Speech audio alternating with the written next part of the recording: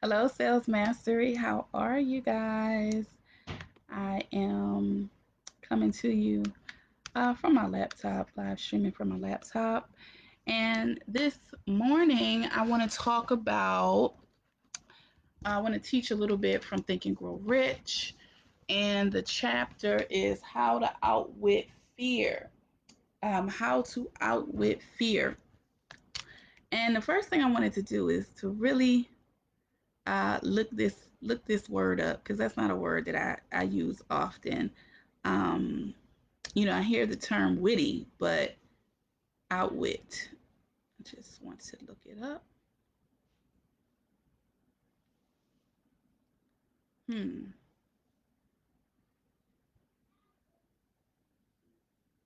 Outwit definition. All right. Is to surpass in wisdom or to get better by superior cleverness. So, how can we get more wisdom around fear to overcome and surpass fear by being clever and wise? That's what we're going to talk about today. All right. So, let me open up my Think and Grow Rich in this chapter. If you're watching in a replay, go ahead and type replay in the comments. I would love to see you guys here. Time I'm live, I can't quite tell who's joining me. Let me try to come in through the group, but it's a Friday. I hope that you are closing your week out very strong. And let me see here.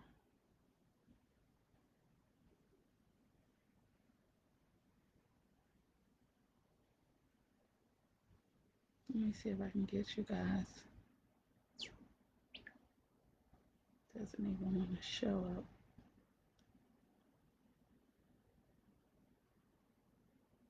Hmm. So strange. Okay, here it is. I can see. Okay. I can see now. Replay. Right. Go ahead. I see somebody's joining me. That's why I had to come look at my phone. Hey, Christmas. How are you? So, yeah, let me come on in and let you guys know I'm here. All right, there we go. I shared it with the group. So I'm here. Christmas is with me. Post something in the comments if you can.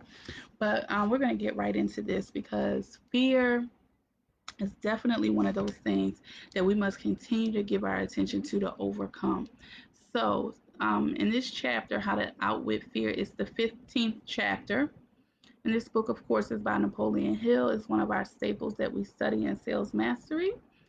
And in this chapter, we want to take inventory of ourselves. Take inventory of yourself as you read this chapter and find out how many of the ghosts are standing in your way. Okay? How to Outwit the Six Ghosts of Fear. That's really the title of the chapter. So, before you can put any portion of this philosophy, before you can put any portion of this philosophy into successful use, your mind must be prepared to receive it.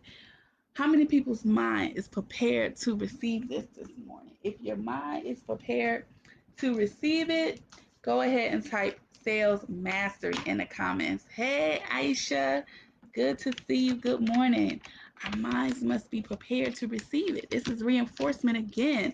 Hey, April, good to see you guys.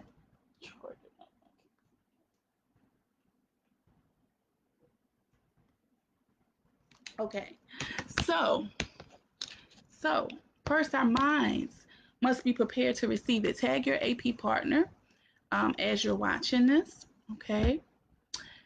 Now, the preparation is not difficult. It begins with study, analysis, and understanding of three enemies which you shall have to clear out.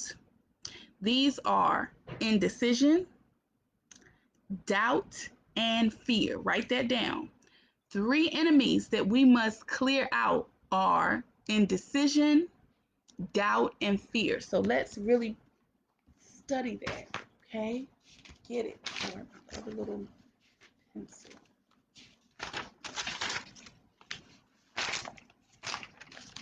Bear with me, guys. It's a little bit frazzled right now.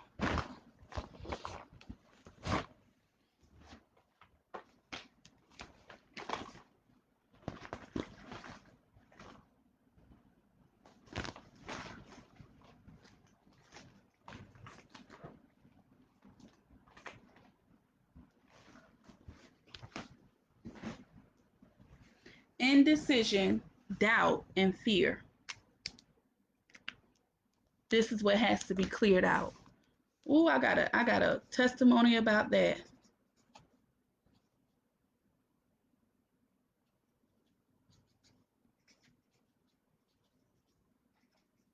So let me just tell you guys my personal story, okay?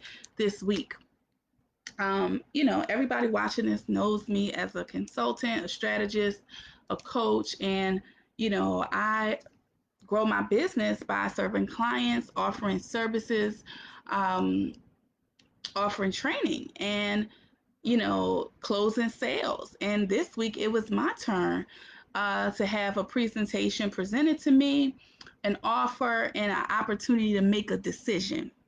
And because I study and I'm a student of success, I'm a student of Think and Grow Rich. I said, you know what? I'm not going to be indecisive. I'm not going to start to doubt. I had a presentation for a need that I needed for my hospice company, and the gentleman, did his job. The team was there. They showed me that this was an answer to what I needed. If this is what I need to, if I want to reach these particular goals. And I knew it. I knew it in my heart. But those three, what it is that they're calling it, enemies. Those three enemies tried to sneak in on me because, of course, there was a price tag attached, right? There's never something for nothing. And that indecision started to creep. Now, I was being a savvy negotiator, okay? I'm very proud of myself. I got a great terms to the agreement. However, I had to put myself in his shoes and say, Chanel, don't play with people. Don't waver. That's not who you are. You're a businesswoman, and you trust and you know that everything is working in divine order for you. That's why I had to tell myself, because I'm just thinking about these payments like, oh man, what if the doubts start kicking in? What if I don't get enough patience? What if I don't have enough money to pay this? What if this? What if this goes wrong? What if that goes wrong? Sound familiar, Chanel? I said, no, no, no. Enemies, you got to go. Indecision, doubt, and fear. This is confirmation, guys. These are enemies that we must clear out when we wake up in the morning. I am a decisive businesswoman. I make decisions with ease and with peace. I have no doubt. I am faithful and trusting that everything is already working for my greatest good. I have no fear. God is not giving me a spirit of fear, but a power of love and of a sound mind. So I'm clearing out. Let's clear out today that any indecision, any doubt, any fear has to go. They're enemies of your success. They're enemies of your riches. Okay.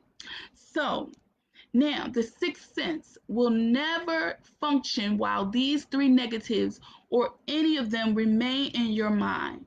The members of this unholy trio are closely related. Where one is found, the other two are close at hand. Indecision is the seedling of fear. Remember this as you read. Indecision crystallizes into doubt. And though, Lord, Lord, Lord. Now I know my let me scroll down because I know y'all commenting over here, okay? Throw some hearts up. Let me see you interacting with me. Give me some energy if you're still watching. If you're watching in a replay, I know this is blessing your life. Let me read this again, okay? Indecision is the seedling of fear.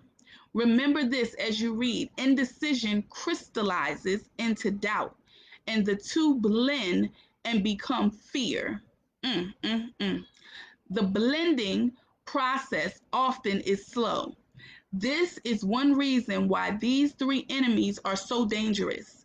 They germinate and grow without their presence being observed. So you don't even know all right, that you're being attacked and held back by these three enemies. The remainder of this chapter describes an end which must be attained before the philosophy as a whole can be put into use.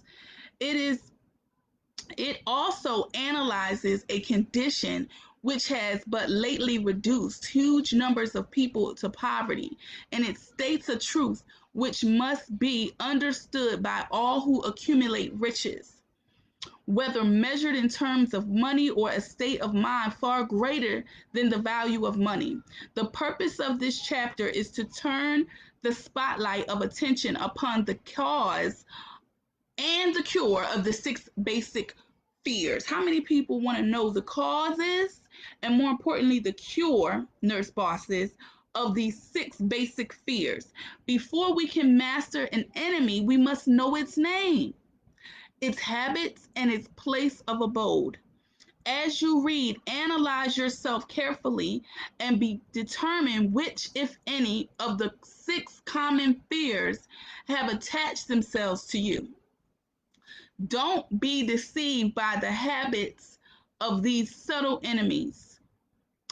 Sometimes they remain hidden in the subconscious mind where they are difficult to locate and still more difficult to eliminate. But we're coming after them today. The six basic fears. Let me continue. Somebody say six. There are six basic fears with some combination of which every human suffers at one time or another. Most people are fortunate if they do not suffer the entire six. Named in the order of their most common appearance, the six basic fears are: number one, posted in the comments, poverty. Number two, the fear of criticism. Let me do it again. Number one, the fear of poverty. Number two, the fear of criticism. Number three, fear of ill health. Number four, the fear of loss of someone. Number five, the fear of old age. And number six, the fear of death. Now, Napoleon Hill is teaching us, he's going to break down the causes so that we will know our enemy by name and the cure. So stay with me, guys. All other fears are minor importance. They can be grouped under these six headings. The prevalence of these fears as a curse to the world runs in cycles. For almost 6 years, while the Depression was on, we floundered in a cycle of fear of poverty. During the World War, we were in a cycle of fear of death. Just following the war, we were in the cycle of fear of ill health. Now, we're dealing with that right now in COVID-19. As evidenced by the epidemic of disease which spread itself all over the world. Fears are nothing more than states of mind. Write that down. Fears are nothing more than states of mind.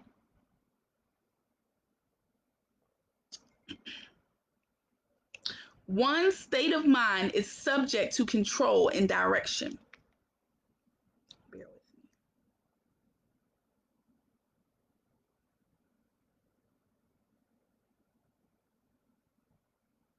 Okay.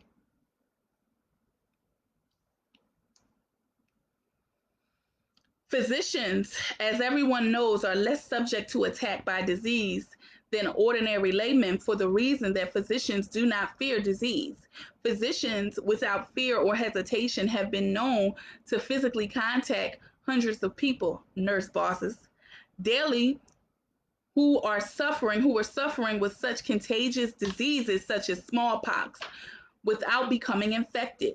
Their immunity against the disease consisted largely, if not solely, in their absolute lack of fear. Man can create nothing which he does not first conceive in the form of an impulse of thought. So, how much time are you spending in your morning ritual visualizing what you choose to create? How much time?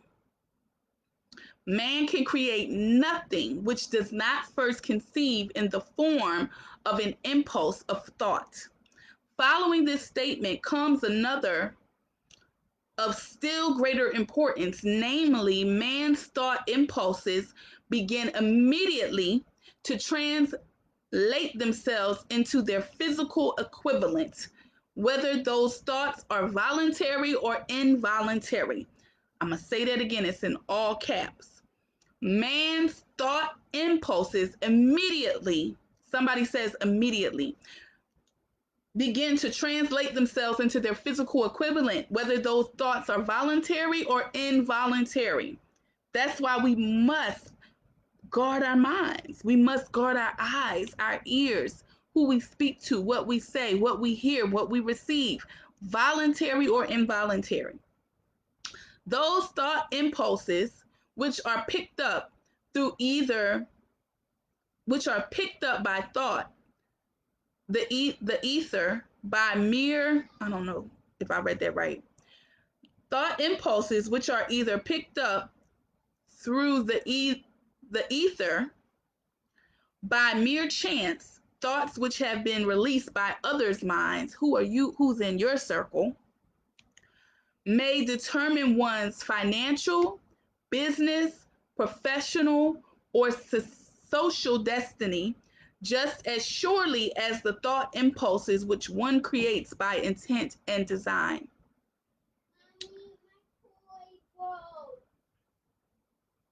Okay, baby. So now I'm teaching my class. Give me a moment. Okay, I can't do anything about that. We are here laying the foundation for the presentation of a fact of great importance to the person who does not understand why some people appear to be lucky while others of equal or greater ability, training, experience, and brain capacity seem destined to ride with misfortune. This fact may be explained by the statement that every human being has the ability to completely control his own mind. And with this control, obviously, every person may open his mind to the tramp thought impulses which are being released by others' brains, or close the doors tightly and admit only thought impulses of his own choice. Nature has endowed man with absolute control over one thing, that is thought. This fact, coupled with everything, with the additional fact that everything which man creates begins in the form of a thought, leads one very near to the principle by which fear may be mastered. Okay. Thank you. You could certainly catch the replay. Thank you for being here, April. Okay. So I'm going to jump down to the fear of poverty. Okay. We're going to start on this one, the fear of poverty.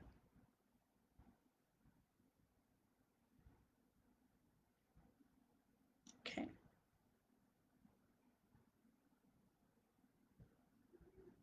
Come on, Chanel, stay focused. The fear of poverty. There can be no compromise between poverty and riches. The two roads that lead to poverty and riches travel in opposite directions. If you want riches, you must refuse to accept any circumstance that leads towards poverty. The word riches is here used in the broadest sense, meaning financial, spiritual, mental, and material estates. The starting point of that path that leads to riches is desire. In chapter 1, you receive full instructions for the proper use of desire. Those are our 6 steps.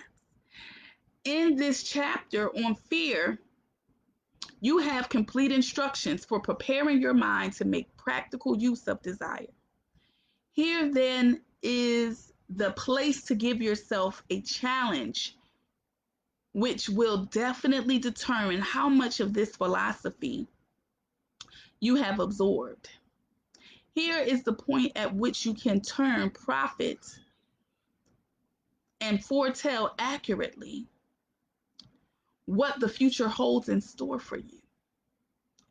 If after reading this chapter, you are willing to accept poverty, you may as well make up your mind to receive poverty.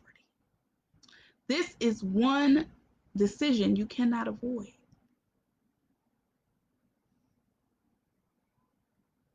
If you demand riches, determine what form and how much will be required to satisfy you. Know the road that leads to riches. You have been given a roadmap which, if followed, will keep you on that road. If you neglect to make the start or stop before you arrive, no one will be to blame. All right, let me say that again.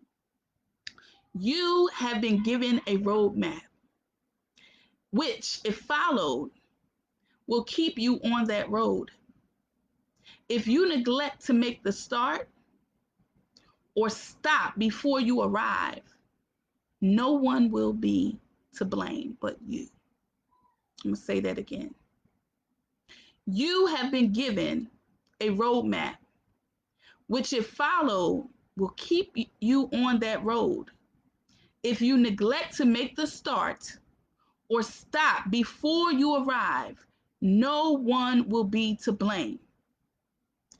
Hello, Jennifer. Good afternoon. I'm reading from Think and Grow Rich, chapter 15, how to outwit the 6 ghosts of fear. Bear with me, guys, 1 second. I have to respond to my team member. Give me 1 second.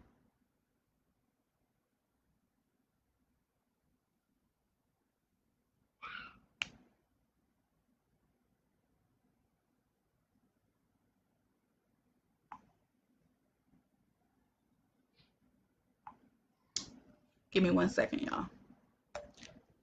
That just means that you're multiplying the hourly rate by the number of hours. That will be the payroll number.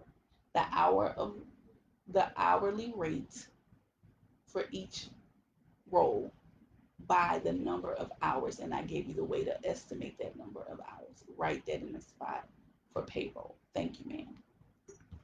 Okay, excuse me, guys. All right, that was powerful, right? That was so powerful. We all have the roadmap, and I refuse to stop because there will be no one to blame if I don't make it to my destination. I refuse to stop before I arrive. This responsibility is yours. No alibi will save you from accepting the responsibility if you now fail or refuse to demand riches of your life, because the acceptance calls for but one thing. Incidentally, the only thing you can control, and that is a state of mind. A state of mind is something that one assumes. It cannot be purchased, it must be created. Fear of poverty is a state of mind, nothing else. But it is sufficient to destroy one's chances of achievement in any undertaking, of a truth which became painfully evident during the Depression.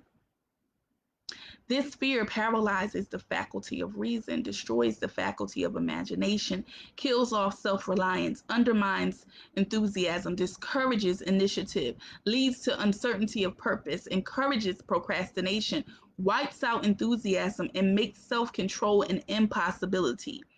It takes the charm from one's personality, destroys the possibility of accurate thinking, diverts concentration of effort, it masters persistence, turns the willpower into nothingness, destroys ambition, beclouds the memory, and invites failure in every conceivable form.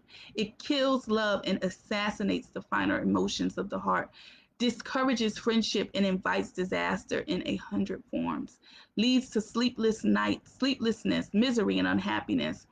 And all this despite the obvious truth that we live in a world of overabundance of everything the heart could desire, with nothing standing between us and our desires, except lack of definite purpose.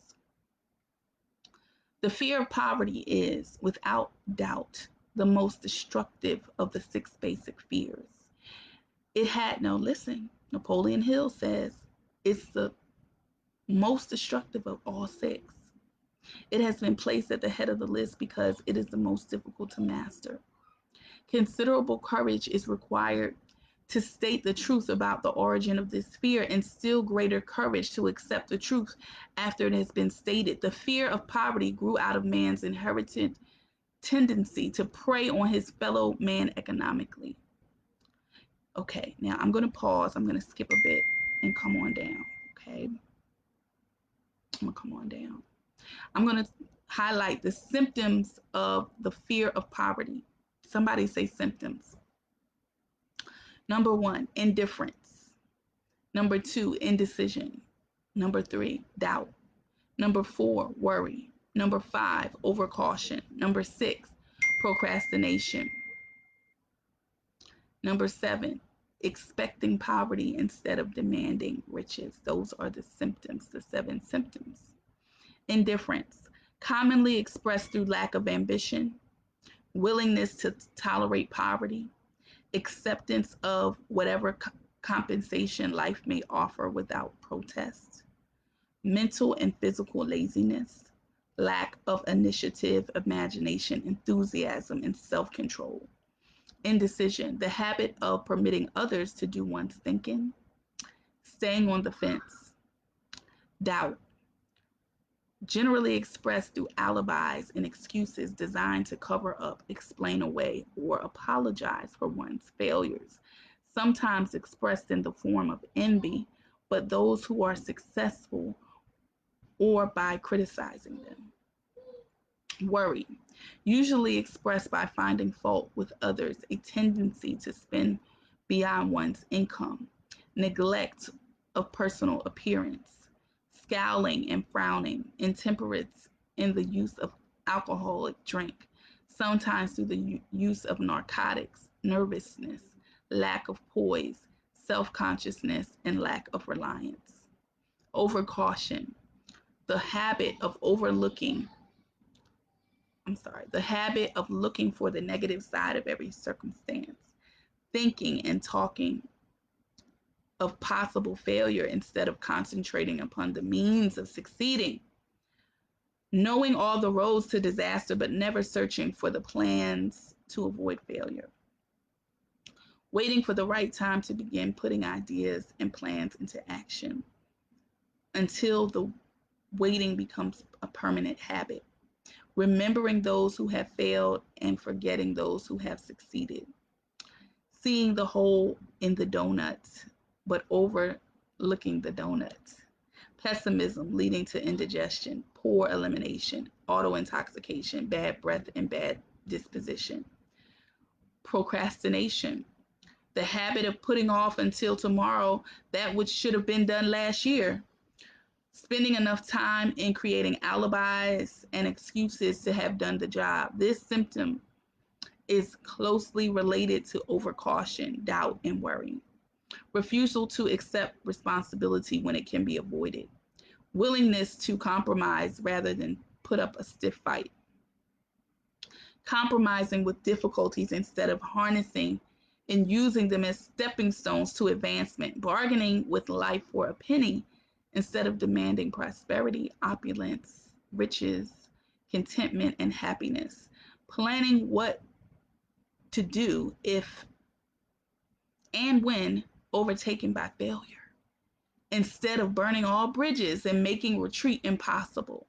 Weakness of and often total lack of self-confidence, definiteness of purpose, self-control, initiative, enthusiasm, ambition, thrift, and sound reasoning ability, expecting poverty instead of demanding riches, association with those who accept poverty instead of seeking the company of those who demand and receive riches.